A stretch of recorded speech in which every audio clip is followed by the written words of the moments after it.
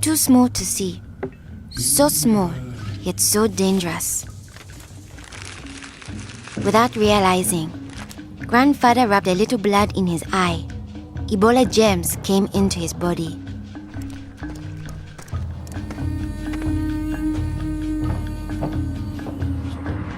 Days went by.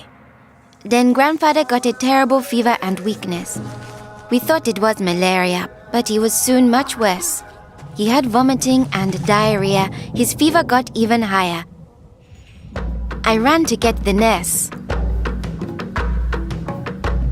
But Grandfather had already died.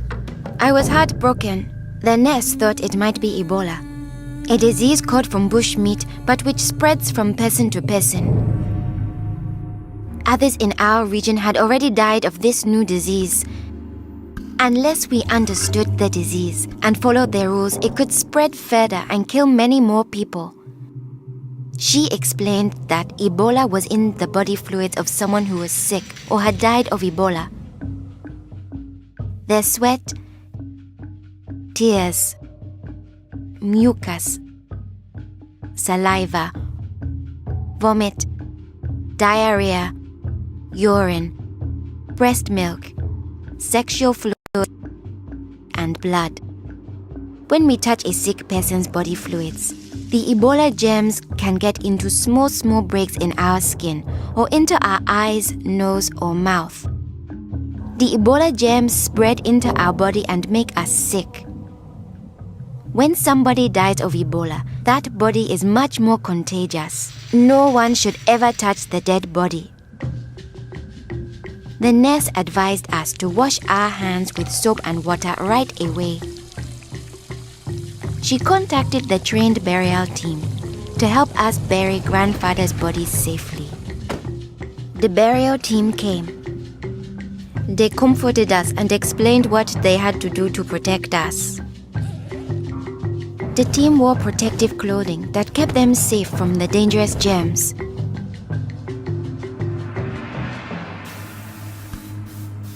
They sprayed Grandfather's room and his body with chlorine to destroy the Ebola germs. They put his body safely away in a bag. To prevent the spread of Ebola, no one could touch the body of anyone who had died with signs of the disease. They also burned his mattress, bedding, and clothes, anything that might have his germs. All these actions made us safer.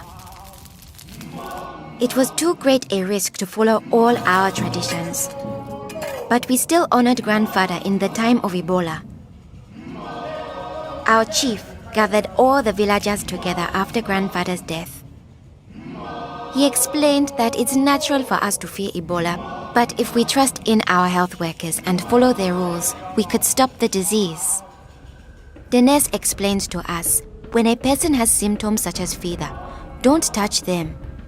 Get them to the treatment center right away. They will have the best chance of surviving and they won't spread Ebola. She advised us to wash our hands with soap and water many times a day. The whole village agreed to follow these rules.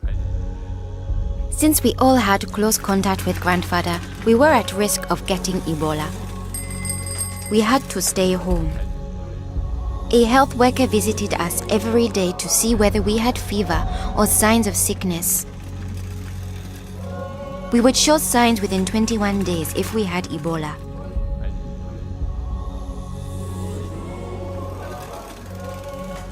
Many days passed, and I thought we would all stay healthy. But one morning, I found my mother burning with fever. I knew I couldn't touch her. She was now contagious. My father came in. He told me he was taking my mother away to our uncle's house in the nearby village. He was afraid to take her to the treatment center, afraid he'd never see her again. I knew I had to stop them. I was young, but I stood up to both of them. I told them if this could be Ebola, she must go to the treatment center right away. We needed to trust in our health workers to save her, save ourselves, and save our village. I saw in their faces that they understood. Running away would only lead to more death and suffering. My mother tested positive for Ebola. They found her a bed. At first, the health workers looked scary, but I knew they wore the suits to protect themselves, and inside they were normal people like the nurse. They took good care of my mother. They gave her fluids, medicine, and food, and helped her body stay strong to fight Ebola. I missed my mother very much, but I could still talk to her on the phone. Sadly, some people in my village didn't survive, but my mother got better day by day. Soon, we were able to see her from a safe distance. One day, the nurse announced that my mother would live. Now we were safe to hug and kiss her. It was a day to celebrate. Our village followed their rules. We trusted our health workers, brought us sick for care right away, called for the safe burial team when one of our people died, and we always wash our hands with soap and water.